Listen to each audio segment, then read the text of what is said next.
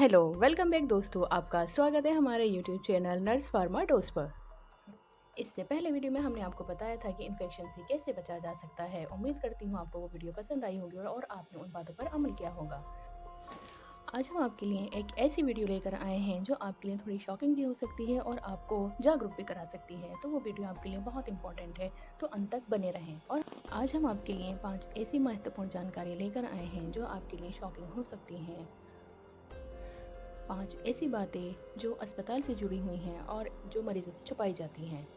तो चलिए उन 5 महत्वपूर्ण बातों पे डिस्कस करते हैं और जानते हैं कि वो शॉकिंग बातें कौन सी हैं। मेरी ये वीडियो उन माताओं और उन बहनों के लिए हैं या फिर उन लोगों के लिए हैं जो थोड़े कम पढ़े लिखे हैं, जो थोड़ी कम जानकारी रखते हैं, तो उनको जागरूक कराने के लिए हैं ताकि वो ऐसी जगहों पर जाकर ठगे ना जाएँ और वो अवेयर रहें।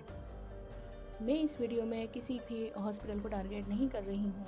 बस मेरा मकसद ये है कि जो भी थोड़े कम पढ़े लिखे लोग हैं वो थोड़े जागरूक रहें। ज़रूरी नहीं कि हॉस्पिटल ही, बहुत सी ऐसी जगह हैं जहाँ पर कम पढ़े लिखे इंसानों को ठग लिया जाता है या फिर उनको परेशानी होती है। तो उन लोगों के लिए है कि वो थोड़ा अवेयर रहें और जागरूक रहें। तो आइए चलते हैं हम अपने टॉपिक की तरफ कि हमारा आज का टॉपिक क्या है और हम किस चीज़ पे डिस्कस कर सकते हैं। कुछ ऐसी सच्चाइयाँ जो मरीज़ों से छुपाई जाती हैं या फिर उनको नहीं बताई जाती हैं, जैसे कि मान लो कोई पेशेंट एडमिट होता है तो उनको गैर ज़रूरी टेस्ट उनसे करवाए जाते हैं या फिर उनको कुछ ऐसी मेडिसिन्स लिख दी जाती हैं जो कि ब्रांड की हो सकती हैं, वो अफ़ोर्ड नहीं कर पाते हैं लेने के लिए। तो कुछ ऐसे टेस्ट होते हैं जो कि ज़रूरी नहीं होते फिर भी उनसे करवाए जाते हैं ताकि उनका बिल बढ़े। ख़ासकर प्राइवेट हॉस्पिटल्स में कुछ ऐसे टेस्ट सिर्फ इसलिए करवाए जाते हैं ताकि उनका बिल बढ़े और उसका कराने का और कोई मकसद नहीं होता, पेशेंट पूरी तरह से ठीक होता है। अब क्या होता है, आईसीयू और वेंटिलेटर। आईसीयू और वेंटिलेटर को कभी-कभी पेशेंट को ज़रूरत नहीं होती है, फिर भी उसको आईसीयू और वेंटिलेटर पर रखा जाता है ताकि उनका बिल बढ़े।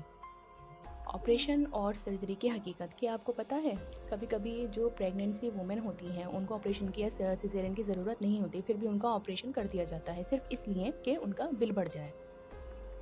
कई बार क्या होता है कि आईसीयू या फिर ऑपरेशन थिएटर में साफ सफाई नहीं रखे जाने के कारण वहाँ पर इन्फेक्शन इतना ज़्यादा हो जाता है कि पेशेंट को वहीं से ही इन्फेक्टेड वो हो जाता है और उससे कई ज़्यादा दिक्कतें बढ़ जाती हैं। तो इसलिए इसका हमें ख़ासकर ध्यान रखना चाहिए कि हम जिस हॉस्पिटल में जा रहे हैं वहाँ पर साफ सफाई पूरी तरीके से हो रही है या नहीं। आपको पता है एक बहुत ही इम्पॉर्टेंट जानकारी है जो मैं आपको बताने जा रही हूँ।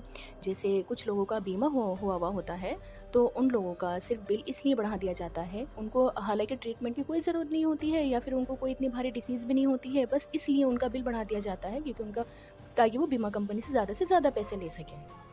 कई बार क्या होता है कि फैमिली मेम्बर्स को इतना डरा दिया जाता है कि उनके कुछ समझ में नहीं आता कि आपको ये टेस्ट करवाना ही है, आपको ये मेडिसिन लेनी ही है। वो इतना डर जाते हैं कि उनके उस टाइम कुछ समझ में नहीं आता है, फिर वो क्या करते हैं, फिर वो टेस्ट करवा देते हैं या फिर वो मेडिसिन को ख़रीद लेते हैं। पर उस टाइम पर हमें डरना नहीं चाहिए, हमें बहुत हिम्मत से, बहुत पेशेंस से काम लेना चाहिए। हमें डॉक्टर से ये पूछना चाहिए कि आपने ये मेडिसिन हमें किस पर्पज़ से लिखी है या फिर ये यहाँ ही से क्यों मिलेगी, कहीं और से क्यों नहीं मिल सकती, या फिर इसकी नीड अभी है या नहीं है, या फिर जो हमें टेस्ट डॉक्टर द्वारा लिखे जा रहे हैं उनकी हमें जानकारी भी होनी चाहिए, उनको पढ़ना चाहिए, देखना चाहिए कि हमारे जो हमारा पेशेंट है उसको उस टेस्ट की ज़रूरत है भी या नहीं है, क्योंकि उस टाइम पर हम बहुत ज़्यादा डरे हुए होते हैं। तो डर के काम नहीं चलेगा, आपको बहुत पेशेंस रखना होगा। मेरा इस वीडियो बनाने का मकसद सिर्फ यही है कि मैं आपको जागरूक करना चाह रही हूँ, आप अवेयर रहिए, आप अपने आस-पास देखिए कि हमें क्या ज़रूरत है या क्या नहीं है। आप ये नहीं कि जो डॉक्टर ने कहा, हालाँकि हाँ, डॉक्टर बहुत हमारे लिए बहुत काम करते हैं, बहुत हमें मतलब कोई भी हमें दिक्कत होती है तो सबसे पहले डॉक्टर के ही पास जाते हैं।